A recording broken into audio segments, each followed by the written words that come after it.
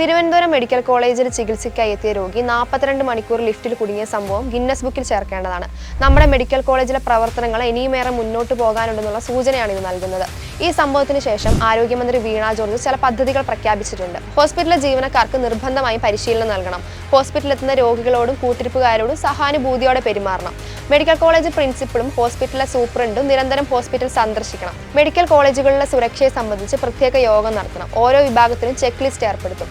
ലിഫ്റ്റിൽ automatic rescue device സംഘടിപ്പിക്കും. ഓരോ ദിവസവും ലിഫ്റ്റ് താഴേക്ക് കൊണ്ടുവന്ന് പരിശോധിച്ച് ലോക്ക് ചെയ്യണം. ഇങ്ങനെ നീളുകയാണ് പുതിയ നിർദ്ദേശങ്ങൾ ഇല്ലാഞ്ഞിട്ടല്ല, പാലിക്കാഞ്ഞിട്ടാണ്.